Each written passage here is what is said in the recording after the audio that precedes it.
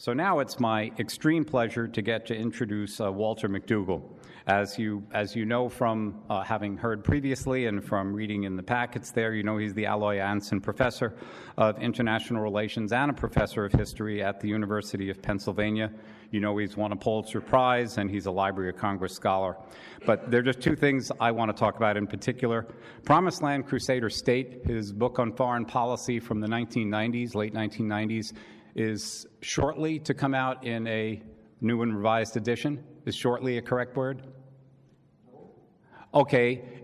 It's a new book. It's okay, a companion piece to the Promised Land Crusader State.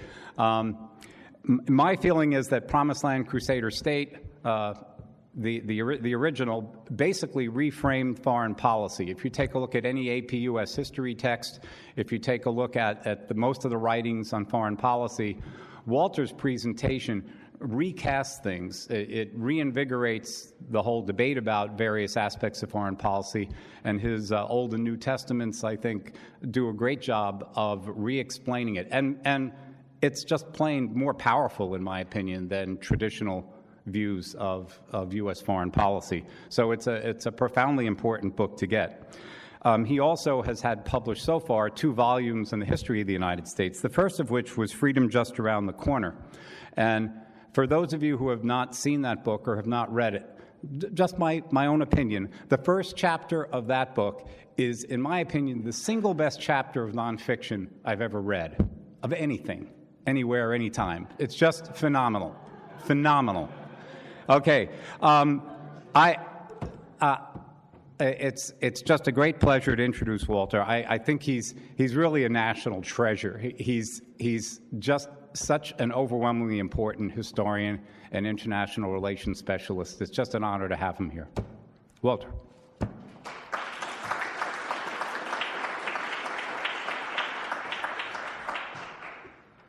I can't thank you enough, Paul. That was very kind. Unfortunately, it gives me a huge reputation to live up to this morning. Yesterday, Colonel Herbert noted that the conference had sort of betrayed, let's say, a certain critical edge with regard to President Woodrow Wilson. And I thought that I was going to be provocative and break the mold when I was critical of Woodrow Wilson. Now it turns out that I'm just sort of getting in line. My remarks may be the most critical, perhaps even the most provocative of all. But I assure you, Colonel, I do not mean to reflect poorly at all on the professionalism and the courage of the United States Army. Rather, my subject is the political and religious use, or in my judgment, misuse, of the skill and devotion of the American soldier. I'm going to adopt what the strategist Sir Basil Liddell Hart called the indirect approach, because I'm going to take over half of this lecture, which is going to last a little bit less than an hour, before I even get to Woodrow Wilson and the First World War. So please ask for your patience. Bear with me. We'll get there at the end. Now, 35 years ago, an historian, James Field, wrote a provocative article titled American Imperialism, the worst chapter in almost any book. His point was that none of the mighty forces that supposedly propelled the United States to world power can really be shown to have caused the Spanish-American War of 1898 or U.S. annexation of an insular empire. Not social Darwinism, the white man's burden, the closing of the frontier, not industrialization and the quest for foreign markets, or fears about the social effects of urbanization and immigration and labor unrest, not even Europe's scramble for colonies and challenges to the Monroe Doctrine. All those were factors, but none of them can be shown to have caused the decisions that led to the events of 1898. At most, they were ex post facto justifications for America's leap into progressive imperialism, whereupon those forces took on a life of their own. Field concluded that imperialism was not the aberration that Samuel Flagg Bemis had claimed, or not to mention the American way of life, as revisionist historian William Appleman Williams claimed. No, it was a sheer accident. I agree that what happened in 1898 was accidental, but only in the sense that if you roll a die over and over again, it's going to turn up 6 sooner or later. That is, the tipping point was sure to come sooner or later, given the temptations posed to the American people by all of those transformations at home and abroad. But what did not need to happen was the emergence of an entirely new civil theology, which claimed a global crusading mission for the United States.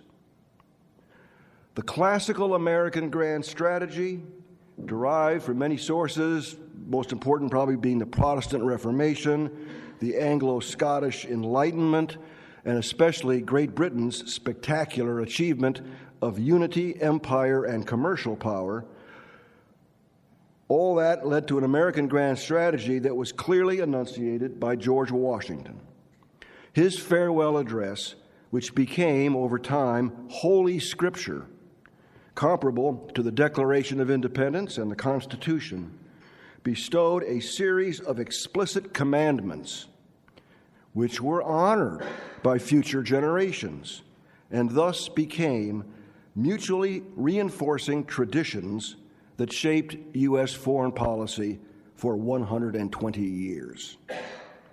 The first tradition was the jealous defense of unity and liberty at home, which required, incidentally, a corollary, that Americans resist the temptation to launch ideological crusades abroad.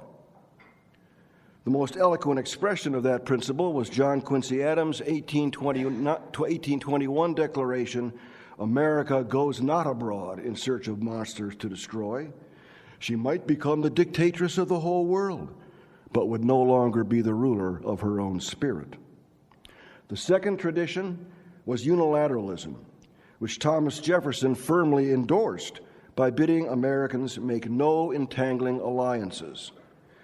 That tradition has been routinely denounced in the 20th and 21st centuries as isolationism. But the truth is, no people in history was ever less isolationist than Americans. The third tradition was the aspiration for a Republican American system of states, for which the Monroe Doctrine became the shorthand. The final tradition was continental expansion, what Andrew Jackson's romantic propagandists called manifest destiny. Now, that's not to say that Americans were never split-minded. Jefferson, Henry Clay, Ulysses S. Grant, among others, imagined an American heavenly mission to reform the whole world.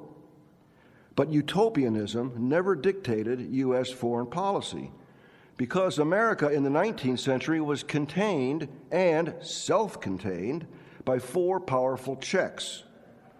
First was the new nation's relative weakness in the dangerous world at large.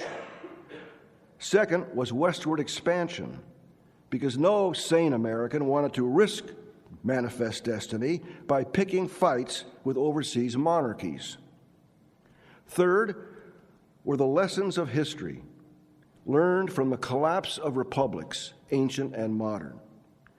American statesmen lived in fear of an Alcibiades, a Caesar, a Cromwell in their midst, and always stood on guard against hubris.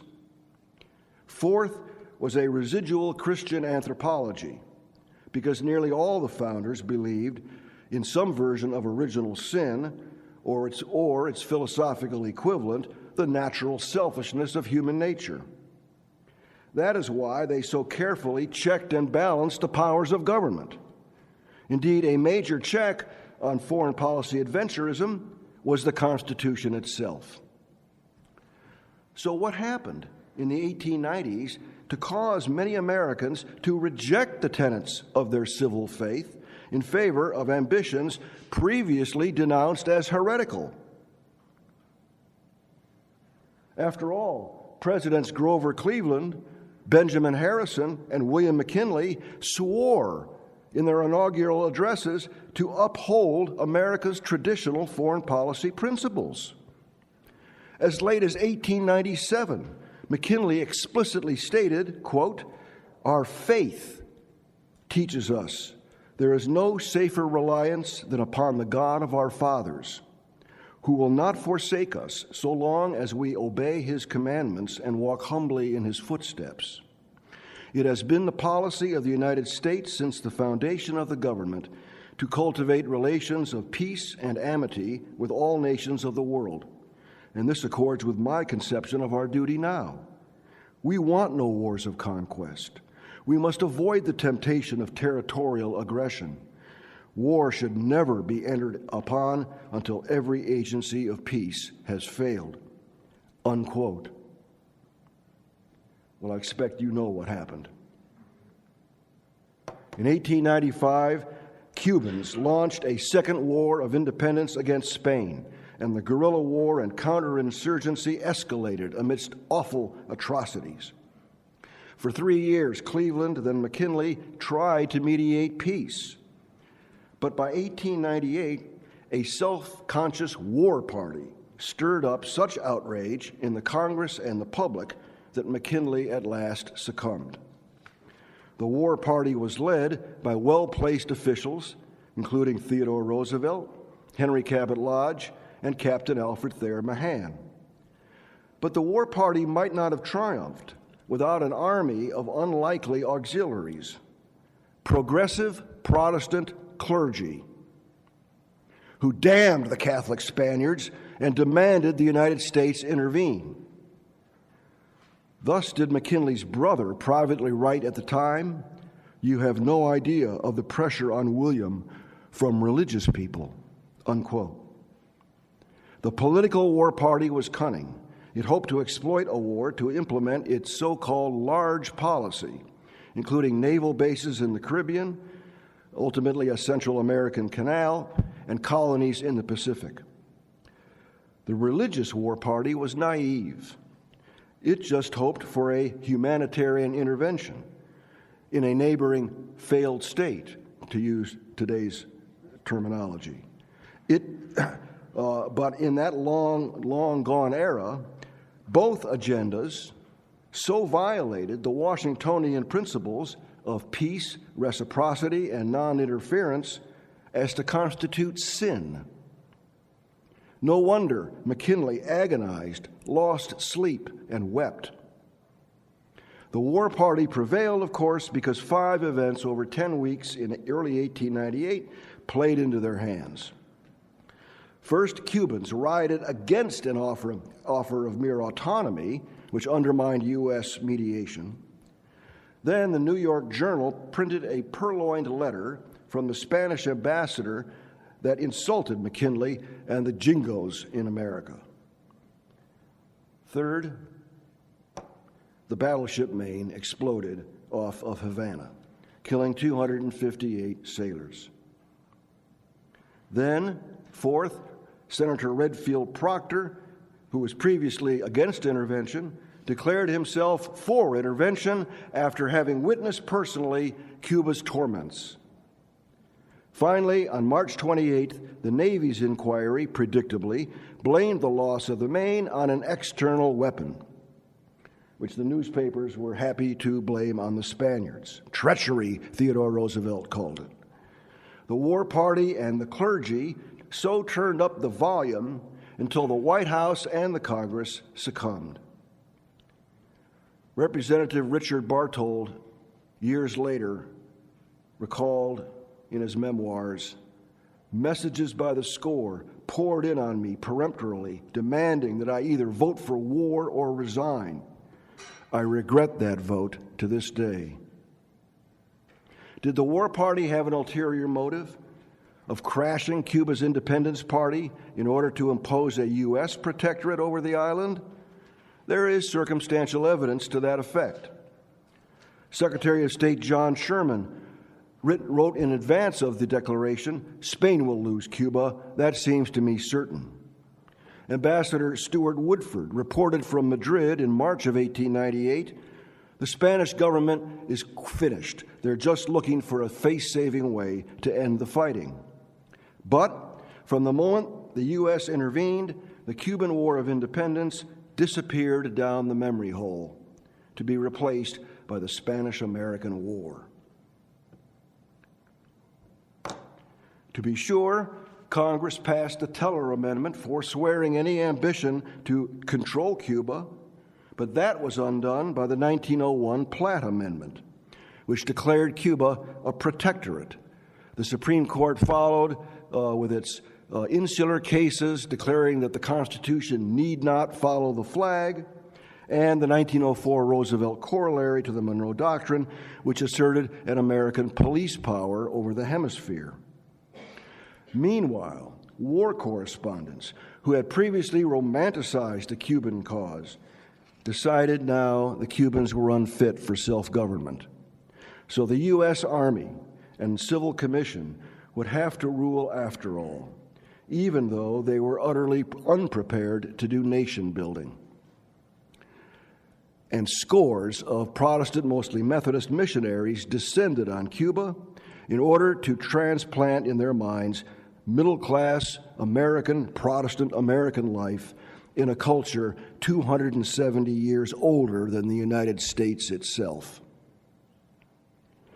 Cuba was the first in a long list of occupations that revealed how ignorant Americans were of the realities, of the mentalities, of the localities in the countries they purported to help. In one of my own books, I wrote, the decidedly new, problematical feature of the era was not the colonialism that everyone now condemns, but the moral progressivism that most now applaud. A newly prideful United States began to measure its holiness by what it did, not by what it was, and committed itself for the first time to the pursuit of abstractions overseas, such as liberty, democracy, or justice, unquote.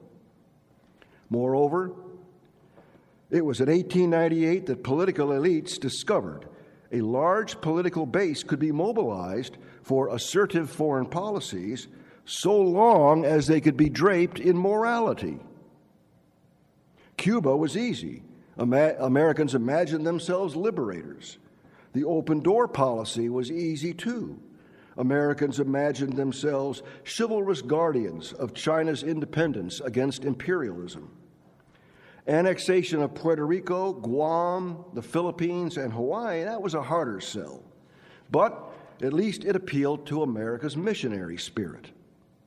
Senator Albert Beveridge, Republican of Indiana, famously preached, quote, God has not been preparing the English-speaking peoples for 1,000 years for nothing but vain and idle self-admiration. No, he has made us master organizers of the world to establish system where chaos reigns. And of all our race, he has marked the American people as his chosen nation to finally lead in the regeneration of the world. This is the divine mission of America. We are trustees of the world's progress, guardians of its righteous peace, unquote. Famous Protestant pastors concurred. Washington Gladden said, if this is imperialism, I am an imperialist. Lyman Abbott baptized what he called the imperialism of liberty. Walter Rauschenbusch, equating Americans to the Israelites in the Sinai, proclaimed, the pillar of fire has lifted and moved. We must break camp and follow. Such progressive imperialism marked a great change in the civil theology. The notion that the U.S. ought only to be a good example for other nations now seemed tantamount to hiding one's lamp under a bushel. The United States was called to wage righteous war in the world, beginning in the Philippines themselves, because, it turned out, the U.S. had crashed an independence party there as well, which forced the United States Army to wage a 3-year counterinsurgency that cost between 100 and 200,000 Filipino lives. But McKinley assured his countrymen, having converted, you might say, in his second inaugural address in 1901, the American people, entrenched in freedom at home, take their love for it wherever they go, and they reject as mistaken and unworthy the doctrine that we lose our liberties by securing the liberty of others. Our institutions will not deteriorate by extension, and our sense of justice will not abate under tropic suns in distant seas. He then solemnly intoned, "We're not waging war against the inhabitants of the Philippine Islands. A portion of them are making war against the United States." Former Senator Carl Schurz, a Civil War hero, saw through the humbug. "Do not deceive yourselves," he said. "If we turn that war, which was so solemnly commended to the favor of mankind as a generous war of liberation and humanity, into a victory for conquest and self-aggrandizement, we shall have thoroughly forfeited our moral credit with the world, and our proclamations of noble humanitarian purposes will never be trusted again." In 1900, William Jennings Bryan ran for president on an anti-imperialist platform, but he lost in a landslide. It seemed Americans were kind of proud of their nation's new stature, especially under the bluff leadership of Theodore Roosevelt, who began the Panama Canal, sent the Great White Fleet on a world tour, and made serial interventions in the Caribbean. Now, all those policies might have made sound strategic sense from a geopolitical perspective. I personally think they did. But the evolving civil religion required that Americans act out of altruism, not out of self-interest. Americans always want to feel good about doing well, which is why the key word in progressive imperialism is the adjective, not the noun. Now, historians disagree on how to date and define the progressive era, except to say that it had everything to do with reform. By the 1890s, it was apparent that American institutions couldn't cope with the modern problems thrown up by rapid industrialization, urbanization, mass immigration. Problems like corporate trusts, robber barons, labor strife, corruption, big city machines, public health problems, women's rights, and more. To elites in the academy, government, business, and the clergy, it seemed the modern solution to those modern problems was scientific management by credentialed experts. As one scholar put it, quote, "The progressives believed in a national government directing the destinies of the nation at home and abroad. They had little but contempt for the strict construction of conservative judges who would restrict the power of the national government to act against social evils and to extend the blessings of democracy to less favored lands. The real enemy was particularism, states' rights, limited government," unquote. Now, I think that's a pretty good description. But note the words, believed in, contempt for, social evils, real enemy. Sounds like a sermon. We think of progressivism as a secular movement inspired by the natural and social sciences of the late 19th century. Why then this language of faith and good versus evil? Why does that language come so easily to the historian of progressivism, and why does it go so unnoticed by most readers? The short answer is that secularism is a myth. Or, to put it another way, if you don't believe in sectarian religion, you'll believe in some species of civil religion. For 100 years after 1789, Americans the vast majority of Protestant Americans were not conscious of a potential conflict between their own faith and their sectarian faith and their civil faith. Why? Because their sectarian faith encouraged Republican virtue, and their civil faith guaranteed free exercise of religion.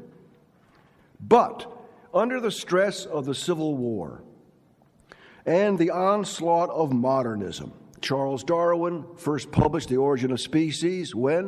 1859. Under those pressures, the mainline Protestant churches in America, most of them, surrendered their prophetic role to the civil religion, surrendered their faith in an inerrant Bible, and surrendered their cultural authority to the progressives.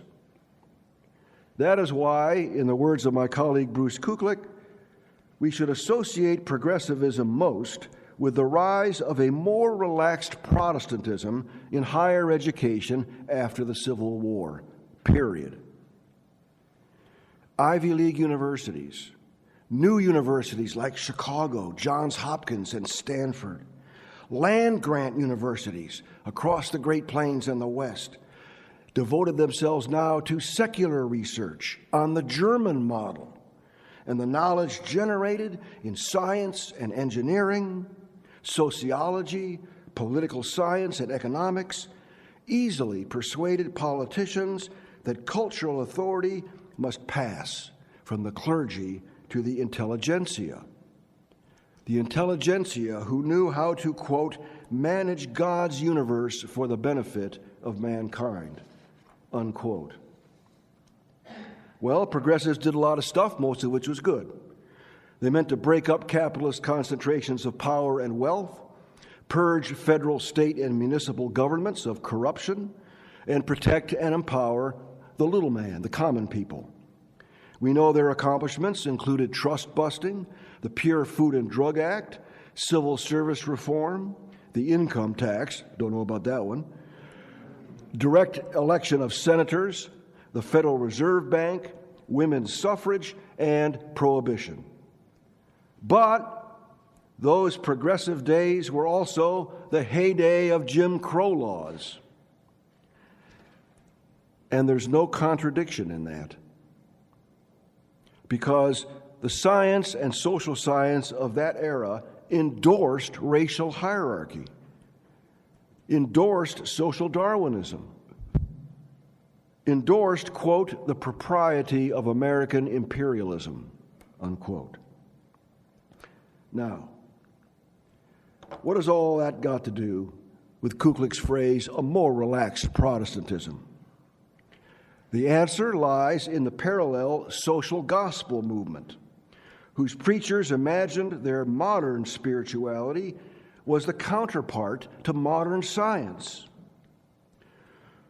The law of progress is the same in both, said Lyman Abbott, whose applied Christianity, as he put it, blessed philanthropic cooperation with progressive government. The social gospel, in effect, dismissed the Augustinian distinction between the city of man and the city of God. The social gospel stressed collective social reform over personal salvation.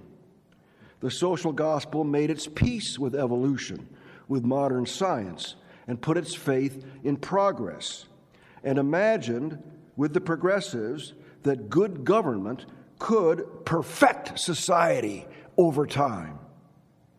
In Walter Rauschenbusch's exultation, quote, the social gospel registers the fact that for the first time in history, the spirit of Christianity can form a working partnership with real social and psychological science, unquote.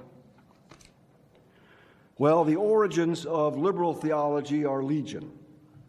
The rationalism of the Enlightenment, the higher criticism of the Bible in the 19th century, Darwinian evolution, discoveries in geology and paleontology that seemed to debunk the Genesis account of creation, psychological theory, William James Sigmund Freud, that seemed to debunk the concept of sin. And technological wonders, modern industry and technology that seem to leave nothing beyond mankind's reach. In the intellectual universe of liberal pastors around the turn of the 20th century, Christ ceased to be a redemptive Messiah and became a prophet of social uplift. Some so-called post-millennialists even believed America was called to build a literal heaven on earth in preparation for the second coming and the 1,000-year reign of the saints. The American civil religious implications of the progressive social gospel were profound. The cross got easily confused with the flag. That had begun in the Civil War, if not all the way back in the 1830s. And now it became undeniable. Preachers like Josiah Strong, politicians like Beveridge turned the flag into a veritable fetish. We cannot retreat from any soil where Providence has unfurled our banner, said Beveridge, for liberty and civilization are God's promises fulfilled, and the flag must henceforth be the symbol and sign to all mankind, unquote. William Guthrie, a University of Chicago professor and rector of his Episcopal Church, not rector, but elder vestryman in his Episcopal Church, even preached a, quote, religion of old glory, unquote, and an, quote, evolutional view of good and evil, even prophesying that the stars and stripes will become, quote, the flag of a federation of nations and the ideal of the kingdom of heaven on earth. In sum, the social gospel was the marriage bed wherein mainline Protestantism mated with the civil religion. And their offspring was a newly progressive American civil religion that no longer preached virtue, prudence, humility, and self-reliance as the chief virtues, and instead preached power, glory, pride, and paternalism at home and abroad. The progressive era was very confused. What era isn't? But the one that puzzles me the most is this. If urban industrial society and government had grown so squalid, so corrupt, so dysfunctional, that it begged for wholesale reform, why then did Americans choose that moment to beatify their way of life and yearn to export it? Perhaps Americans are most anxious to prove their national greatness abroad when they're least confident of it at home. In any event, the United States began to play God in 1898. Needless to say, the personification of social gospel progressivism in American politics was the Presbyterian Princeton professor and governor of New Jersey, Woodrow Wilson. In 1911, Wilson lectured a Denver audience, quote, "There are times in the history of nations when they must take up the crude instruments of bloodshed in order to vindicate spiritual conceptions. For liberty is a spiritual conception. And when men take up arms to set other men free, there is something sacred and holy in the warfare. I will not cry peace so long as there is sin and wrong in the world," unquote. The apotheosis of Woodrow Wilson is especially bizarre. Given his presidential candidacy was a fluke, his campaign was a fraud, and his landslide was a fable. You've seen this picture before on the left of the three candidates in the 1912 election. Wilson was nominated on the 46th ballot as a dark horse compromise engineered by Colonel Edward House, a high progressive from Texas who had written a novel called Philip Drew Administrator, which imagined the savior of America would be a benevolent dictator.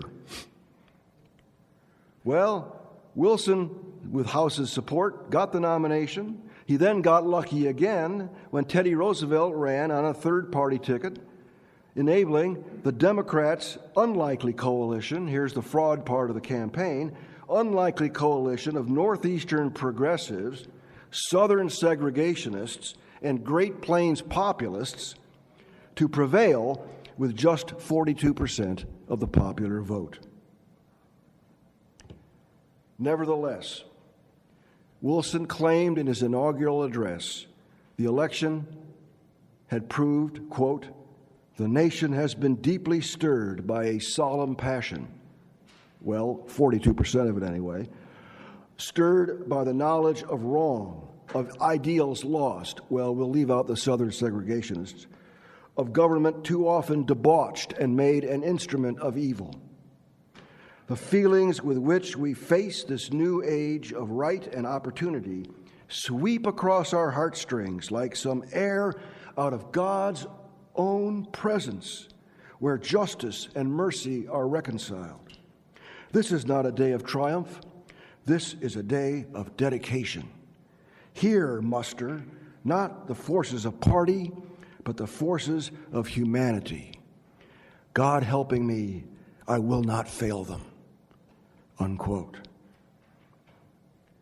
In theory, the Democratic platform of 1912 had included a condemnation of, quote, the experiment in imperialism, which was an inexcusable blunder, unquote. In practice, however, Wilson ordered more military occupations than TR and Taft put together and invaded Mexico twice, ostensibly to, as he put it, teach the South Americans to elect good men. We're still trying to do that. We're still trying to elect good men or women ourselves. He assured the Naval Academy graduates that, quote, the idea of America is to serve humanity, unquote. And he told an audience of Mobile, Alabama businessmen that humanity was approaching the very mountaintop of perpetual peace. Quote, it is a very perilous thing to determine the foreign policy of a nation in terms of material interest. It's not only unfair to those with whom you are dealing, but it is degrading as regards your own actions. We have breasted a considerable part of our climb up the mountain of civilization, and shall presently, it may be a generation or two, come out upon those great heights where there shines unobstructed the light of the justice of God. Unquote. That's a political speech. That's civil religion. Wilson's messianic utopianism, therefore, predated the Great War and already cast the United States in the role of the world's savior. Now, I ask that you hold on to that thought for a few minutes while I backtrack again to describe a second historic transition that occurred during those same years, the decline of the Pax Britannica. Admiral Maurer was eloquent on this topic already, so I needn't say much about it, except that in retrospect, British naval, colonial, commercial, financial, and cultural hegemonies were certain to fade over time, over decades, as industrial technology diffused throughout the Northern Hemisphere. And by 1900, the British Empire was challenged, not only by its old enemies, France and Russia, but by new rivals, such as Germany, Japan, and not least, the United States. Britain could no longer cling to its traditional 19th century policy of splendid isolation, and instead had to secure its imperial lifelines through appeasement. Good policy at times. In 1901, the British concluded a treaty that conceded the Western Hemisphere to the United States, the Hay-Paunceforth Treaty. And then between 1902 and 1907, the British made alliances and ententes with Japan, France, and Russia. But a similar effort to placate or appease Germany aborted because the Kaiser was determined to build that great navy, a great navy that, by dint of geography, was certain to contest British control over their own home waters and the very sea lanes whereby the British imported their daily bread. No wonder the first Sea Lord, Sir Jackie Fisher, stated bluntly in 1906, quote, "It's not invasion we have to fear if our navy is beaten. It's starvation."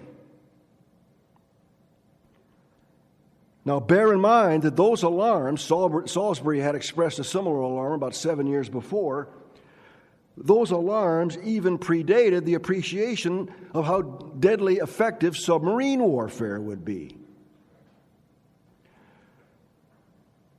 Everyone who mattered on both sides of the ocean knew what Jackie Fisher meant, what the new geopolitics of the world were about. Someday, the United States might have to come to Great Britain's rescue. Roosevelt knew it. Lodge, Captain Mahan knew it. All the Brits, of course, knew it. So did the progressive intellectual Herbert Croly, founder of the New Republic, who wrote a book in 1912, The Promise of American Life, which called for, quote, "a security treaty in which the United States would ensure the sea lanes that carry North American food to Britain in case of a war in Europe," unquote. Diplomat Louis Einstein knew it as well. He wrote in 1913, warning that in case of an all-out war in Europe, the United States would have no choice but to intervene to save England from starving. Woodrow Wilson knew it too.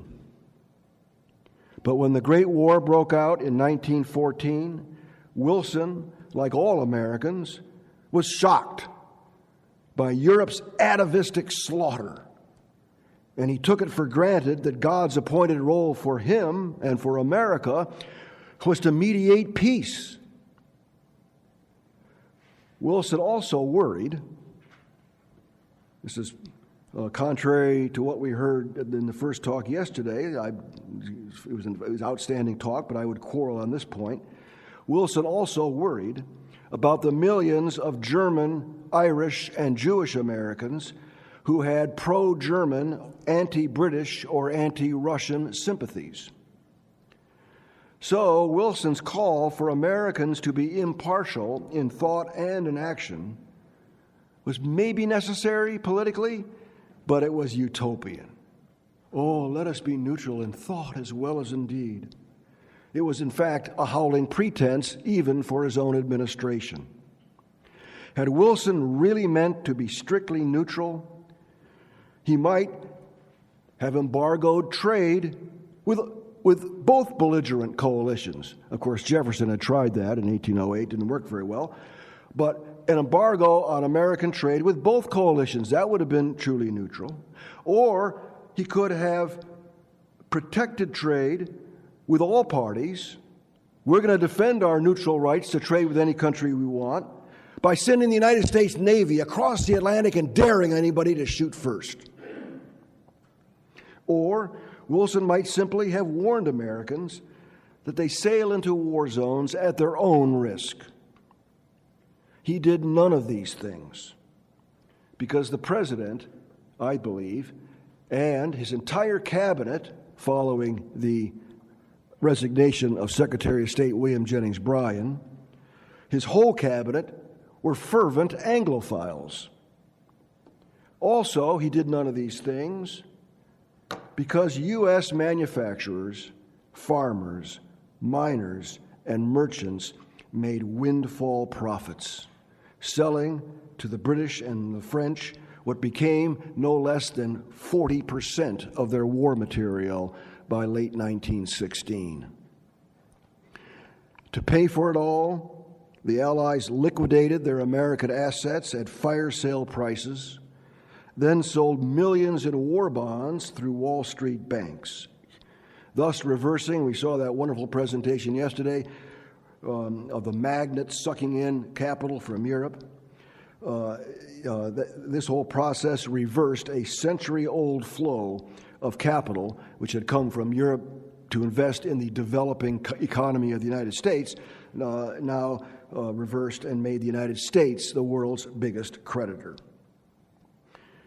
Wilson pretended to condemn material self-interest. Remember that Mobile, Alabama speech?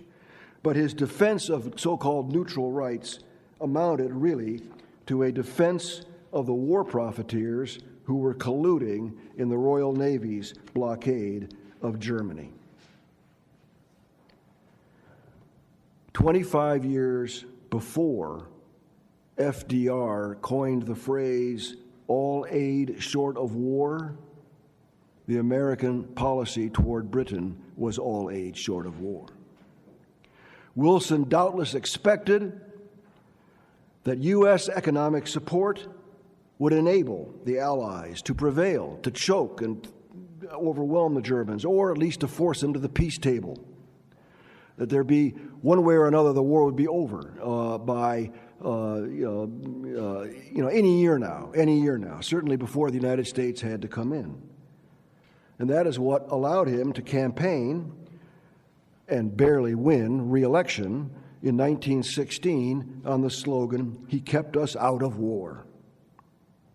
As late as January 1917, Wilson stated categorically, quote, "This nation does not intend to become involved in war. We are the only one of the great white nations that is free from war today, and it would be a crime against civilization for us to go into it," unquote. And so Wilson issued his grand appeal for a peace without victory, because punitive settlements, he said, would only prolong the cycle of violence. And I dare say Wilson was right about that. But Wilson must have been sorely disappointed when, over that same winter, the British War Cabinet, now led by David Lloyd George, quietly confessed that its cupboards were bare and its credit exhausted. That forced the president to make a fateful choice, independent of Germany's resumption of unrestricted submarine warfare, and independent of Germany's provocative Zimmermann telegram to the Mexicans, offering an alliance. No, Wilson had an independent choice to make, to come to the salvation of the British or not. Now, what could he do? Wilson's choice was either to cling to neutrality and accept the risk of a German victory, or to explain to the American people that in the modern age of technology and the modern trends of geopolitics, Washington's farewell address was just no longer applicable, and the United States would have to enter this war, if only for its own security, Monroe Doctrine notwithstanding. Or Wilson could have preached a universal crusade on behalf of a progressive new world order. Well, scholars such as Neil Ferguson have speculated that the first choice might have been best. The first choice, remain neutral even at the risk that the Germans would win the war. This was not Hitler's Germany, after all. And following their terrible sacrifices in a total war, the Germans themselves would likely have demanded democratic reforms in their country. The Social Democratic Party, by far the largest party in Germany, the Progressive Liberal Party and the Catholic Center Party, which together formed a majority in the Reichstag, had already passed a peace resolution in 1917, insisting the Kaiser pursue a truce and declare his war aims. There's no question that there would have been a democratic movement in Germany, even if the Germans had won the war. What is more, if the Germans had won the war, there might well have been no fascism in Europe, no communism in Europe, no World War II, no Holocaust, no Cold War. Maybe other problems would have brewed, but not those. Scholars such as Henry Kissinger have speculated that the second choice would have been best. The balance of power geopolitical choice, Teddy Roosevelt's choice, explained to the American people that strategic circumstances require us to get into this war, period. A realistic approach. And try to negotiate a peace that the Allies and the Germans and the United States Senate could all live with. But Wilson insisted on the third choice. Because why? Well, I expect he believed, if you believe his rhetoric at all, that he believed God was now calling America to wage a holy war, a progressive imperialist world crusade, to do for the whole world what we had already failed to do in Cuba and the Philippines. And possibly because Wilson judged the American people, they can't be unified and incited to wage a total war on any other basis. I got to preach a crusade. But the ominous outcome was that Wilson had to imagine himself a new Martin Luther, making a reformation in the civil religion that turned the original Washingtonian civil faith in foreign policy on its head and declared America now the world's Messiah. The 1917 war was a war of choice, made under the worst possible circumstances. Why do I say that? Because by the time Wilson delivered his war message to Congress, I think this is the third or fourth time you've seen this slide, he already knew that Senators Lodge, William Borah, Robert La Follette, and their respective camps were hostile to the originally British idea of a League of Nations. He already knew the Allied powers were hostile to many of the principles that he would express in his 14 points. He already knew that most of those principles, not least national self-determination, could not be applied to most of the human race. He already knew the German people remained fiercely loyal to their imperial government. He already knew that for him to achieve the kind of peace he wanted, the U.S. must wage a total ground war, not a limited naval war. He already knew that a total war effort would undermine his domestic agenda, would violate civil liberties, stretch the Constitution beyond the limits even Abraham Lincoln dared not test. And he knew that a total war would invite Americans to indulge their worst instincts. And indeed, Wilson's own propaganda would ensure it. Despite all that, Wilson flipped the old civil religion's thou shalt nots into thou musts and insisted the nation obey him. He was an eloquent speaker. Everybody knows his soaring phrases. The right is more precious than peace. Make the world safe for democracy. A universal dominion of right. America is privileged to spend her blood, and God helping her, she can do no other. But the passage in Wilson's war message that really portended the millennium was this: neutrality is no longer feasible or desirable where the peace of the world is involved and the freedom of its peoples at stake. We are at the beginning of an age in which it will be insisted that the same standards of conduct and responsibility shall be observed among nations and governments that are observed among individual citizens of civilized states," unquote. Think about that, and you'll realize even the Truman Doctrine was modest by comparison. La Follette, who represented Wisconsin's German constituency and who clung to the old civil religion, emotionally rebutted Wilson point by point. If Germany is waging a war against all nations, why is the United States the only neutral to object? If the world is being made safe for democracy, why doesn't Britain grant it to Ireland, India, or Egypt? If Wilson is distinguishing between the German people and their oppressive rulers, how come more Germans support the Kaiser than Americans voted for Wilson? But Congress bowed to the wishes of the executive. On April 6th, Good Friday, it was pointed out, the Senate voted 82-6 in favor of war, and the House the next day 373-50. As in 1898, more than one member privately confessed that many were opposed to war but dared not admit it. And British Ambassador Sir Cecil Spring Rice reported home, "The Americans have gone to war with the greatest reluctance." Not so, however, the Protestant clergy.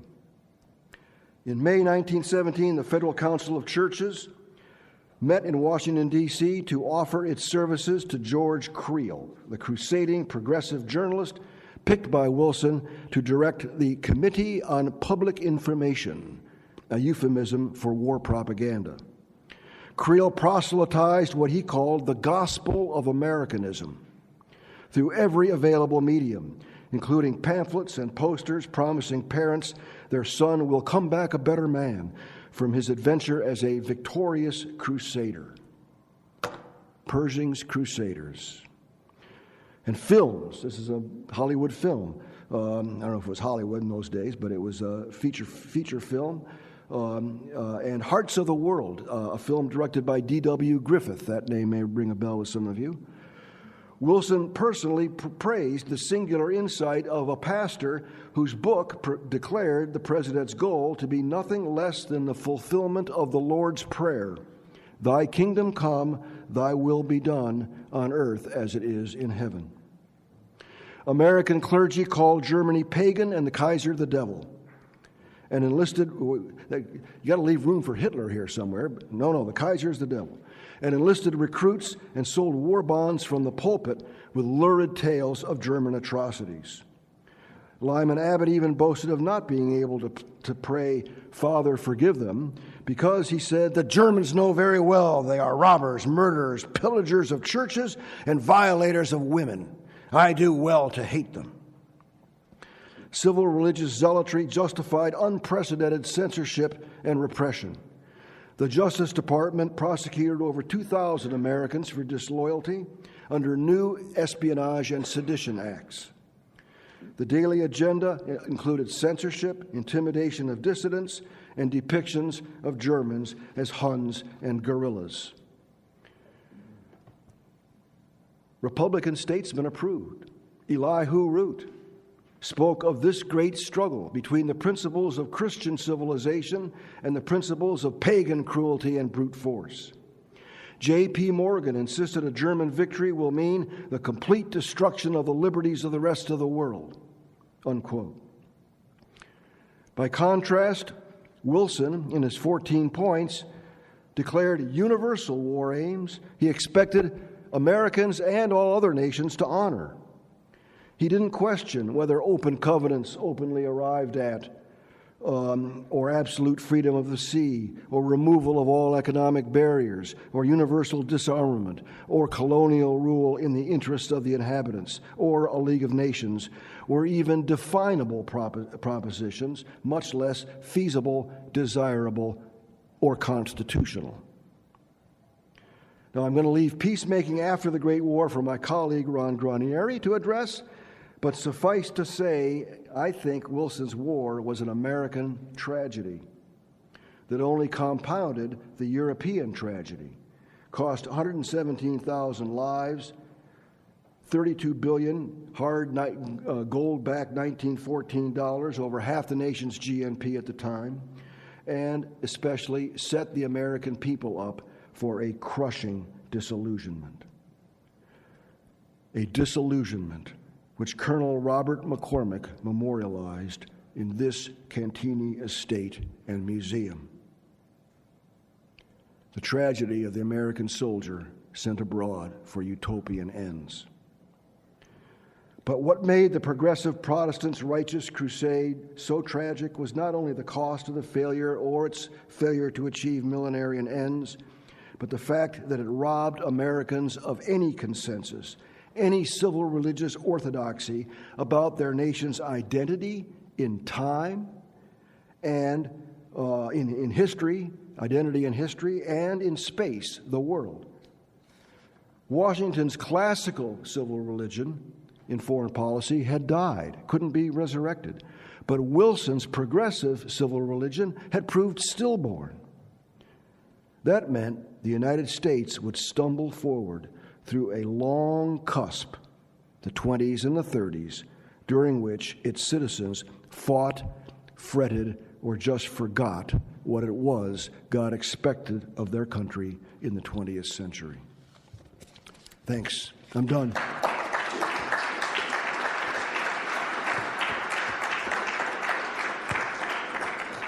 Thank you very much. It's my policy to leave as little time for Q&A as possible. Questions? The stuff is too controversial.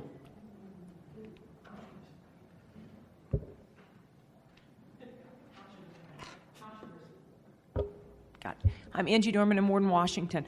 You talk about Wilson. It's interesting you start with the Spanish-American War because of Cuba and everything.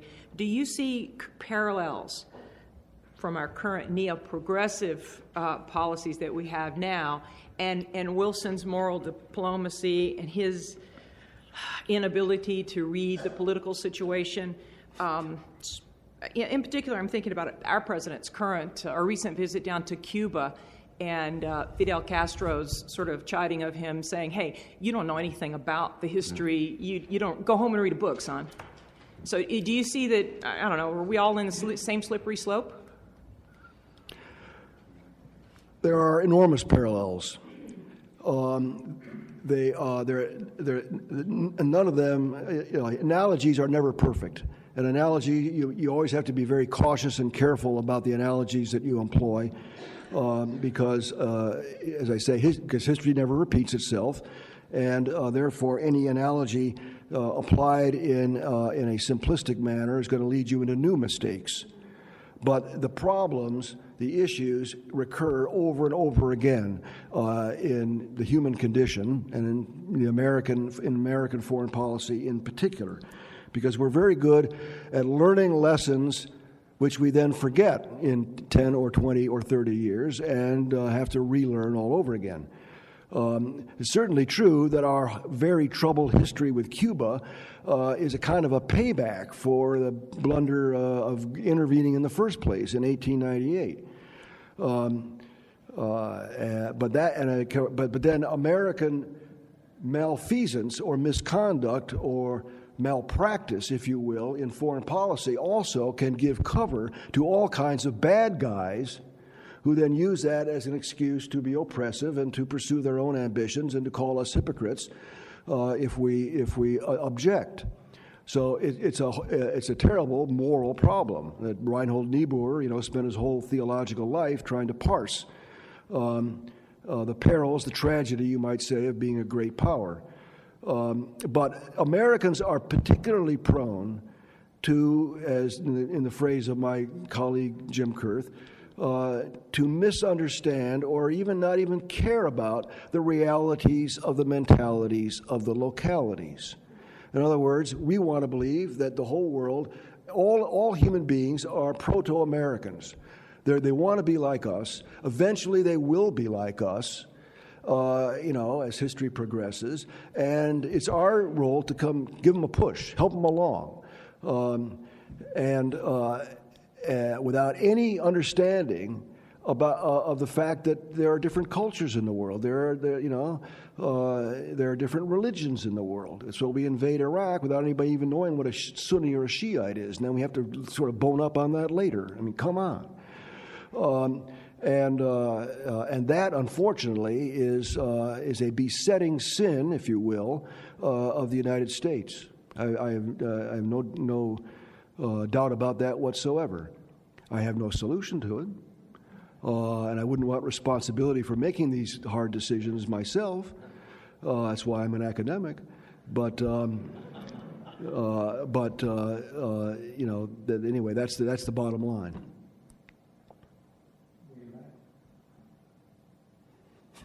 Kathy Hagee, Rolling Hills Prep School. I've always been challenged with Wilson's great appeal of peace without victory, and you did mention that today in your lecture. And then you went on to talk about the three options: either stay out and perhaps Germany wins, and what that would have looked like, the compromise, be a mediator, Wilson's role as a mediator to find some type of compromise between parties, or finally his choice, which was to get involved in the war. I guess what I'm trying to figure out in my own head is, what does that look like, a peace without victory, a practical example of what is this slogan that he's preaching, and how does that really look? That's a very good question. So was the previous one. Because by the time Wilson made his peace without victory speech, at the beginning of 1917, it was off the table. It was off the table. The European powers were fighting a war to the death. They had thrown everything into the pot. They were all in, if you will. Hundreds of thousands of soldiers had been killed. Economies, had been drained. The civilian populations had been totally mobilized. Each side had vicious war propaganda directed against the others. How could a government, not just the German government, but the Russian, the French, the British, Italian, how could they then say, oh, well, Mr. Wilson's going to mediate a peace, and we've decided this war is dumb? And all the sacrifices that we've made as a nation, and your sons and all your coffins that have come home, it was all a waste. It was a mistake. Sorry. That would have been to invite revolutions in every country in Europe. Revolutions that, as we know, we soon learned, would have turned out to have been partly Bolshevik revolutions. So Wilson's notion of mediating a peace and trying to bring about a peace without victory, so there wouldn't be the cycle of violence, the cycle of vengeance. The cliche was, we don't want to create a new Alsace-Lorraine. The Germans had taken the provinces of Alsace-Lorraine from France in the War of 1870-71. The French were absolutely bent on revanche and on recovery of the lost provinces, and for the Allies to impose a very harsh peace on Germany would have created a kind of a new Alsace-Lorraine on the other side, and so on and so on and so on. So the theory behind Wilson's vision of a peace without victory was very sound, but it could only have been achieved very early on in the war. And the moment Harvey Zuckerman, our late president of FPRI, argued, I think, very persuasively, that somewhere around December of 1914, or the winter of 1914-1915, if there was any moment when the war could have been brought to a halt, it was then. The first offensives had all failed. Everybody's war plan had gone awry. The armies were quite frankly, literally running out of ammunition by the end of the battles of 1914. The total war mobilizations had not yet kicked in. And if there was a time for the powers in Europe to, working through the good offices of a great neutral like the United States, to sort of put out peace feelers and say, this was a terrible mistake, let's bring it to an end and adjust our differences diplomatically, that was the moment. But Wilson waited, I think, until summer of 1915, I believe, was the first time he sent Colonel House overseas. Correct me if I'm wrong.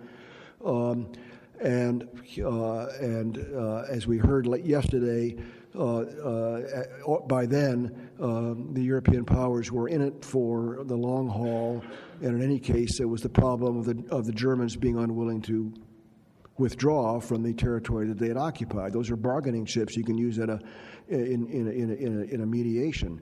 The Germans weren't about to, unilaterally withdraw, and the French and the Belgians understandably insisted that the Germans withdraw before truce talks.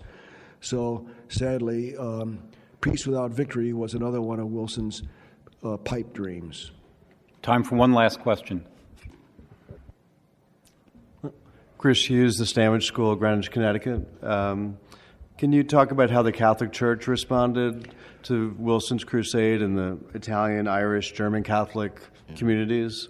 Did they fall in line? Do they have a different response? Well, as we heard yesterday, the Italian community was on board because the Italian government had gone to war on the side of the Allies in 1915, betraying its triple alliance with Germany.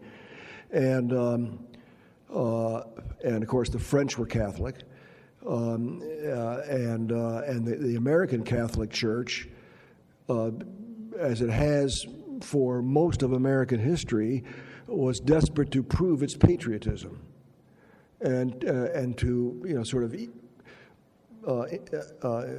to ease the path for Catholics to be accepted as full loyal citizens of the United States, overcoming all the Protestant bigotry.